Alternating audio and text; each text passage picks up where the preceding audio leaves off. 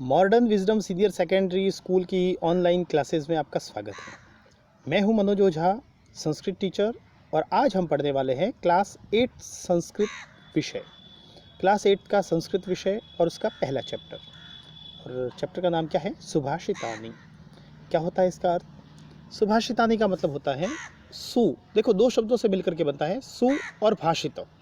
सु का मतलब होता है सुंदर, और सुंदर को हम मधुर भी कह सकते हैं, क्योंकि वचन जो होते हैं वो मीठे भी होते हैं। तो सुंदर या मधुर, और भाषित का मतलब होता है वचन। सुंदर या मधुर वचन, उसी का नाम है सुभाषित। तो ऐसे वचन जो सुंदर भी हो और मधुर भी हो, तो ऐसे ही वचन आज हम पढ़ने वाले हैं। तो चलिए शुरू करते हैं। पहले पाठ का कुछ परिचय पर देख लेते हैं, क्या लिखा हुआ है इसमें। सुभाषितम, सुभाषितानि। सुभाषित शब्द जो है वो सु प्लस भाषित, इन दो शब्दों के मेल से संपन्न होता है। सु का अर्थ सुंदर, मधुर, तथा भाषित का अर्थ वचन होता है। इस तरह सुभाषित का अर्थ सुंदर या मधुर वचन है। देखिए, हमने अभी क्या पढ़ा? ये दो शब्दों के में योग से बना है। क्या कौन कौन से दो शब्द हैं? सु और भाषित। सु का अर्थ होता है सुंदर या मधुर, और भाषित का मतलब क्या होता है? वचन। सुंदर या मधुर वचन जो है, इसी को हम सुभाषित कहते हैं। प्रस्तुत पाठ में सूक्त मंजरी, नीति शतकम, मनुस्मृति, शिशुपालवधम, पंचतंत्रम से रोचक और विचारपरक श्लोकों को संग्रहित किया गया है। अब ये जो चैप्टर है, इसमें सारे श्लोक हैं, पद्य हैं। तो ये सारे पद्य जो है वो कहाँ कहाँ से लिए गए हैं? सूक्ति मंजरी से, नीति शतक से, मनुस्मृति से, शिशुपाल वध से, ऐसी अनेक पुस्तकों, और पंचतंत्र जो है यहाँ से लिए गए हैं। और ये रोचक है, बड़े ही रोचक है। रोचक का मतलब रुचिपूर्ण है, जो पढ़ने में बड़ा ही इंटरेस्ट आता है। और लगभग सभी क्लासों में पहला जो लेसन होता है वो एक प्रकार से पद्य ही होता है, क्योंकि बच्चों का इंटरेस्ट जो है वो पद्य से, गाने से ही शुरू होता है। तो आइए अब शुरू करते हैं चैप्टर। देखिए, पहला श्लोक। गुणा गुणज्ञेषु गुणा भवन्ति। आप भी साथ में बोलिएगा। गुणा गुणज्ञेषु गुणा भवन्ति, ते निर्गुणं प्राप्य भवन्ति दोषाः। ते निर्गुणं प्राप्य भवन्ति दोषाः। सुस्वादुतो यः प्रभवन्ति नद्यः। सुस्वादुतो यः प्रभवन्ति नद्यः। समुद्रमासाद्य भवन्त्यपेयः। समुद्रमासाद्य भवन्त्यपेयः। फिर से एक बार मेरे साथ में बोलना आप भी। गुणा गुणज्ञेषु गुणा भवन्ति, ते निर्गुणं प्राप्य भवन्ति दोषाः। सुस्वादुतो यः प्रभवन्ति नद्यः। समुद्रमासाद्य भवन्त्यपेयः। देखिए, अब इसके थोड़े कुछ शब्दार्थ देख लेते हैं हम।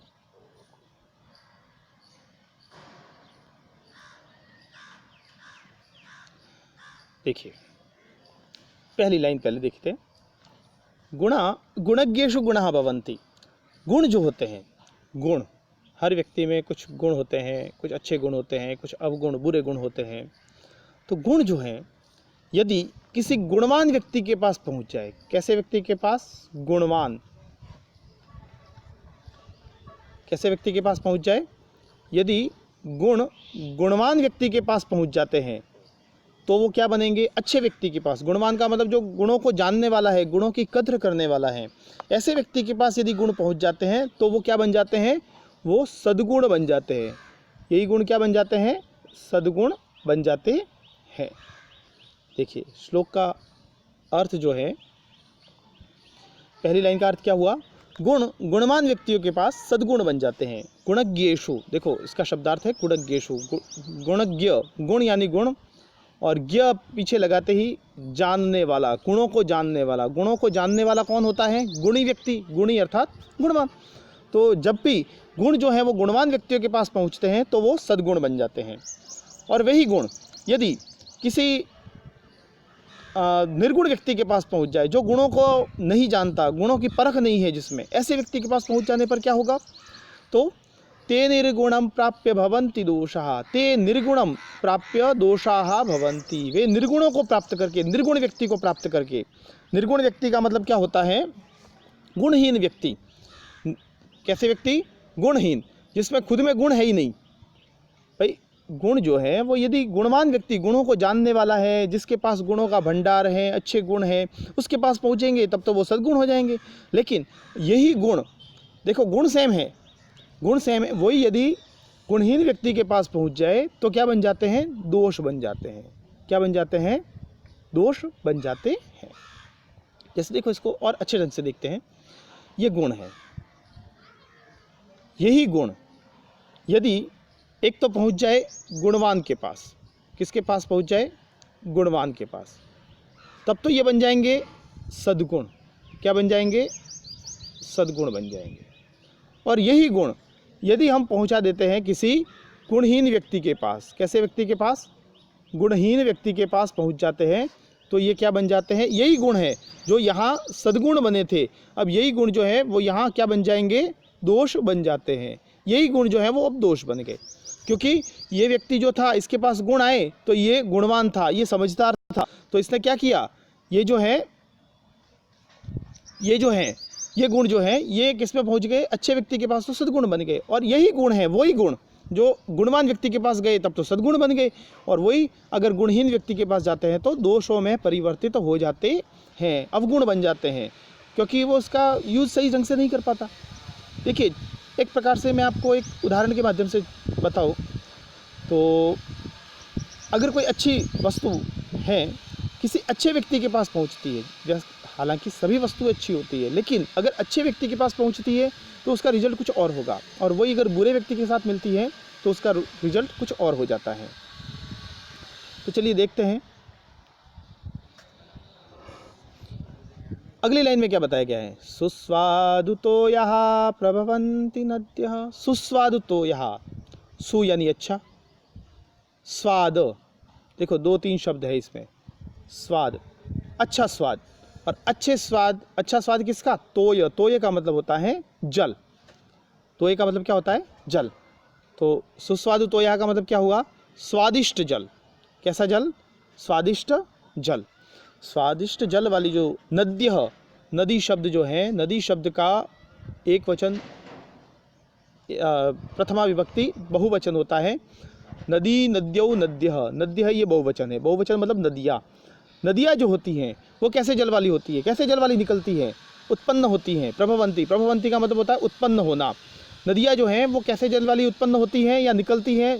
भाई देखिए, जैसे ये पेड़ है, सॉरी पर्वत है, और पर्वतों से नदियाँ निकल रही हैं। ये पर्वत से नदी निकल रही है। अब ये नदी जो है, ये नदी निकल रही है, अब ये नदी जो है ये अपने साथ कैसे जल को लेकर के निकलती है? इसके साथ जो जल होता है वो कैसा होगा? ये जल जो है वो बड़ा ही स्वादिष्ट होता है, स्वादिष्ट मीठा जल होता है। कैसा जल होगा? इसका जल मीठा होगा। हमेशा ही इसका जल जो है वो कैसा होगा? मीठा जल वाला होगा। तो नदियाँ जो हैं वो स्वादिष्ट जल वाली निकलती हैं, उत्पन्न होती है। जब वो उत्पन्न होती है समुद्र पर्वतों से, तब उसका जल बड़ा ही मीठा होता है, मधुर होता है। लेकिन समुद्रमासाद्य भवन्त्यपेयः, देखो सबसे पहले तो हमें यहाँ शब्द अलग अलग करने पड़ेंगे, और देखो यहाँ शब्द अलग अलग किए हुए हैं। समुद्रम आसाद्य, समुद्रम, समुद्रम यानी समुद्र, समुद्र ओशियन, और आसाद्य, आसाद्य मतलब उसमें मिलकर, उसमें पहुंचकर। जब वही नदियाँ, उन्हीं जो स्वादिष्ट जल वाली जो नदियाँ हैं वो जब वापस किस में मिल जाती हैं? समुद्र में आसाद्य, क्योंकि हर एक नदी का जो अंत होता है वो लगभग सभी का अंत जो है वो समुद्रों में जाकर के होता है। वो सारा पानी जो है वो समुद्र में मिल जाता है। तो वही जल जब समुद्र में वापस मिल जाता है, समुद्र में पहुँच करके कैसी हो जाती है? भवन्त्यपेयः, 2 शब्दों से मिलकर के संधि है, भवन्ति और अपेयः। अपेय, भवन्ति हो जाती हैं, कैसी हो जाती है? अपेयः, अपेय हो जाती हैं। पेय का मतलब क्या होता है, पीने योग्य, और अपेय मतलब ऐसा जल जो पीने योग्य नहीं है, ऐसी हो जाती है। तो देखिए क्या अर्थ हुआ दो लाइनों का, इन दोनों का, कि सुस्वादु तो यह नद्यः प्रभवन्ति, स्वादिष्ट जल वाली जो नदियां हैं वो उत्पन्न होती हैं, किंतु समुद्र मासाद्य भवन्ति पेयः, समुद्र में जाकर के वही जल जो है वो कैसा हो जाता है, अपेय हो जाता है, पीने योग्य नहीं रहता। देखिए पूरे श्लोक का फिर से अर्थ देखते हैं। गुणा गुणज्ञेषु गुणाः भवन्ति, ते निर्गुणं प्राप्य भवन्ति दोषः। गुण जो है वो गुणवान व्यक्तियों के पास पहुंचते हैं तो वो सद्गुण बन जाते हैं, और वही गुण यदि अच्छे व्यक्तियों के पास नहीं पहुंचते, अर्थात निर्गुण व्यक्तियों के पास पहुंचते हैं, कैसे व्यक्तियों के पास, गुणहीन व्यक्तियों के पास पहुंचते हैं, तो वो दोष बन जाते हैं। पहली वाली दो लाइन का अर्थ समझ में आ गया होगा आपको कि गुण यदि गुणवान व्यक्तियों के पास पहुंचते हैं तो वो क्या बन जाते हैं, वो सद्गुण बन जाते हैं, और वही यदि गुणहीन व्यक्तियों के पास पहुंचते हैं तो दोष बन जाते हैं। फिर अगली लाइनों का अर्थ क्या है, सुस्वादुतो यः प्रभवन्ति नद्यः, समुद्रमासाद्य भवन्त्यपेयः। सुस्वादुतो यः, मीठे जल वाली, स्वादिष्ट जल वाली जो नदियाँ हैं, नदियाँ निकलती हैं, कहाँ से निकलती हैं, पर्वतों से, पहाड़ों से, तो स्वादिष्ट जल वाली नदियाँ निकलती है, किंतु समुद्र मासाद्य भवन्ति अपेयाः, लेकिन समुद्र में मिल करके, समुद्र में वो जल जो है वो मिल करके कैसा हो जाता है, अपेयाः भवन्ति, अपेय हो जाता है, पीने योग्य नहीं रहता, पीने योग्य नहीं रहता, वही जल अपेय हो जाता है, पीने योग्य नहीं होता रहता। तो देखिए आपको ये श्लोक समझ में आया होगा। अब आपको स्टूडेंट्स क्या करना है कि सबसे पहले अपनी संस्कृत की जो नोटबुक है उसमें ये श्लोक लिखना है आपको, पहले तो ये श्लोक लिखना है, उसके बाद इसके शब्दार्थ लिखने हैं। शब्दार्थ में देखो सारे शब्दों के अर्थ मैं बता चुका हूँ, ये शब्दार्थ तो है ही, और इसके अलावा मैंने बाकी भी शब्द जो अर्थ बताए हैं, जैसे आपको अगर पता नहीं हो निर्गुणम क्या होता है तो आप लिख सकते हैं गुणहीन व्यक्ति। तो इस प्रकार से और भी जो शब्दार्थ है जो आपको समझ में नहीं आए हो तो वीडियो को फिर से देख करके उसमें से जो शब्दार्थ हैं वो आप लिख लीजिएगा, और उसके बाद इसका हिंदी अनुवाद या भावार्थ लिखना है, भावार्थ कि श्लोक का पूरा भावार्थ क्या होता है। तो ये आपको अपनी नोटबुक में लिखना होगा। एक बार फिर से मैं आपको अंतिम बार समझा देता हूँ इसी श्लोक का अर्थ, ताकि लिखने में आपको सहूलियत रहे। एक एक लाइन का अर्थ देखेंगे हम। पहली लाइन, गुणा गुणज्ञेषु गुणा भवन्ति, गुण जो है वो गुणवान व्यक्तियों में सद्गुण बन जाते हैं, गुण गुणवान व्यक्तियों में सद्गुण बन जाते हैं। ते निर्गुणं प्राप्य भवन्ति दोषः, और वही गुण निर्गुण व्यक्ति, अर्थात निर्गुण का मतलब क्या होता है, गुणहीन व्यक्ति के पास पहुंचकर दोष बन जाते हैं, वही गुण निर्गुण व्यक्ति के पास पहुंचकर दोष बन जाते हैं।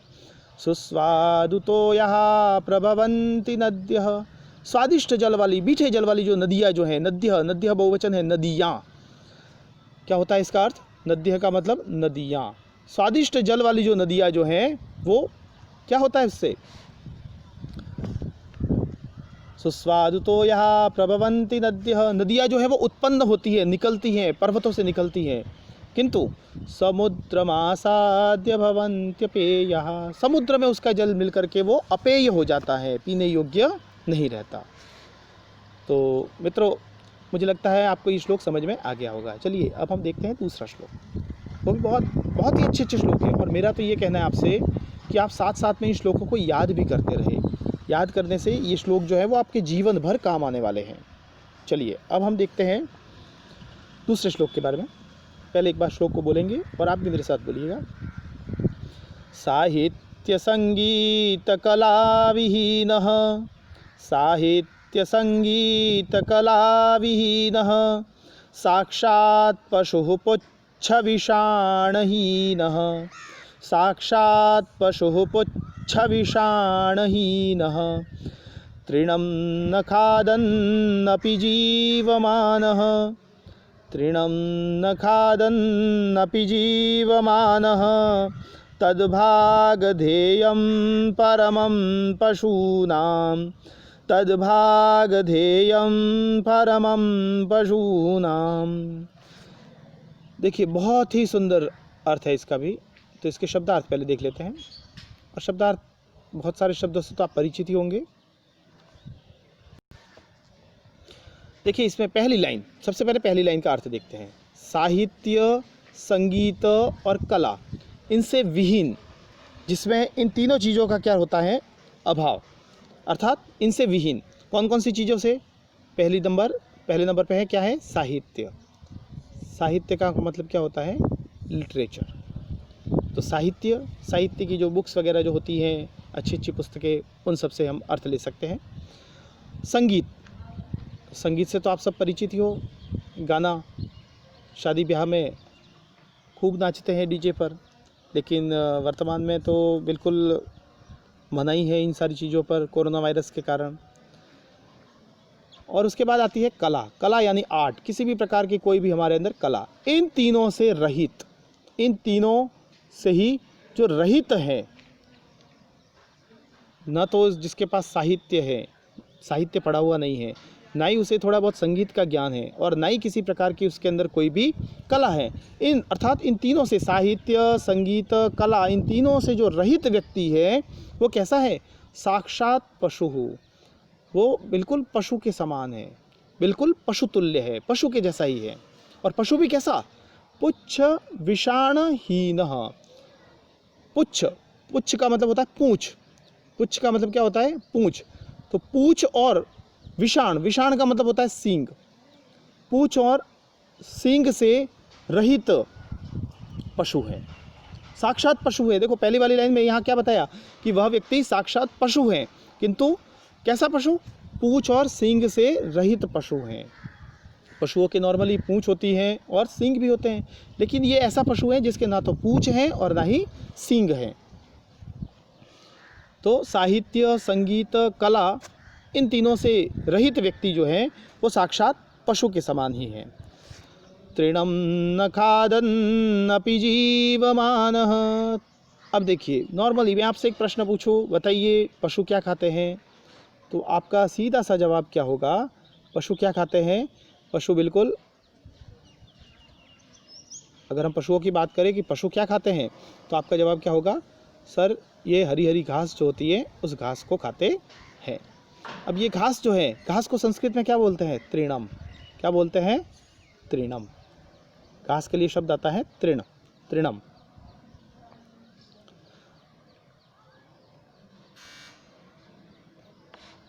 तो तृणम न खादन अपि जीवमानः। देखो यहाँ खादन अपि, इसमें दो शब्द हैं, खादन प्लस अपि। सबसे पहले तो मैं आपको बता दूं, ये देखो ऐसे लिखा हुआ है, ये दो न है, ये आधा न और फिर पूरा न, इसको हम ऐसे भी लिख सकते हैं, आधा न और पूरा न, नपि ऐसे लिख सकते हैं, ठीक है।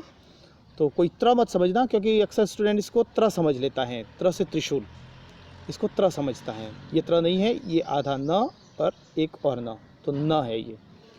तो तृणम न खादन, तृण न खाते हुए, अपि का मतलब होता है भी, तो खाते हुए भी, घास नहीं खाते हुए भी, जीवमान मतलब जिंदा रहता है, ऐसा व्यक्ति, ऐसा पशु, कैसा पशु, जो साहित्य, संगीत और कला से विहीन है। हम इंसानों की बात करें, ऐसा इंसान जो जिसे न तो साहित्य का ज्ञान हो, न संगीत का और ना ही कला का, इन तीनों से रहित जो है वो साक्षात पशु तुल्य है, बिल्कुल पशु है।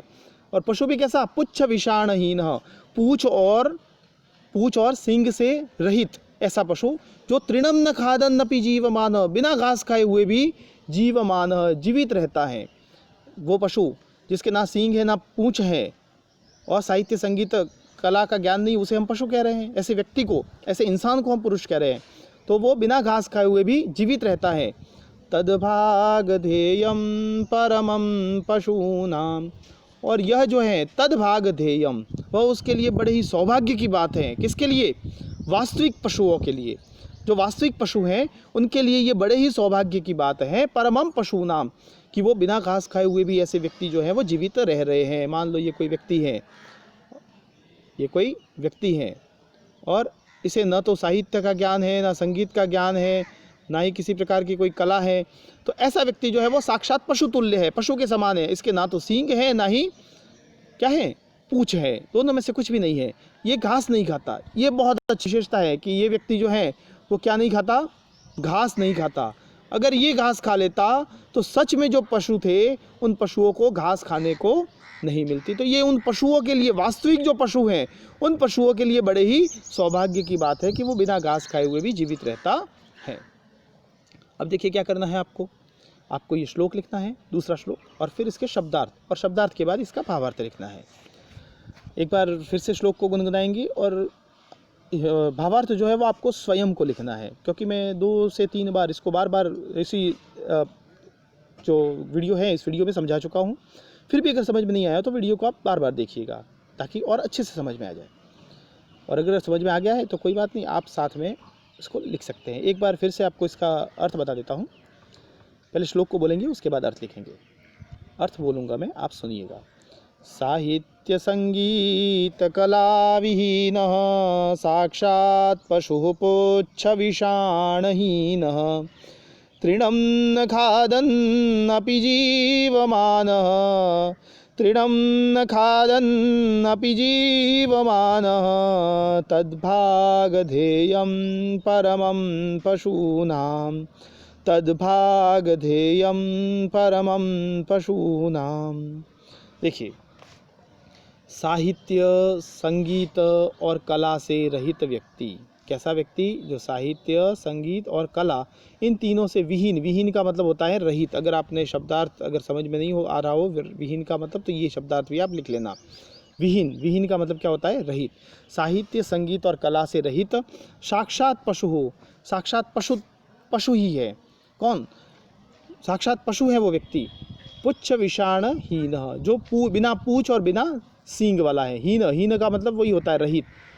विहीन और हीन दोनों का अर्थ एक ही होता है, रहित या बिना। तृणम न खादन्नपि जीवमानः, बिना घास खाए हुए भी सह जीवमानः, वह जीवित रहता है, जिंदा रहता है। तद्भागधेयं परमं पशूनाम, और ये बात जो है वो उन पशुओं के लिए, उन वास्तविक 4 पैर वाले पशुओं के लिए, सींग और पूंछ वाले पशुओं के लिए बड़ी ही सौभाग्य की बात है।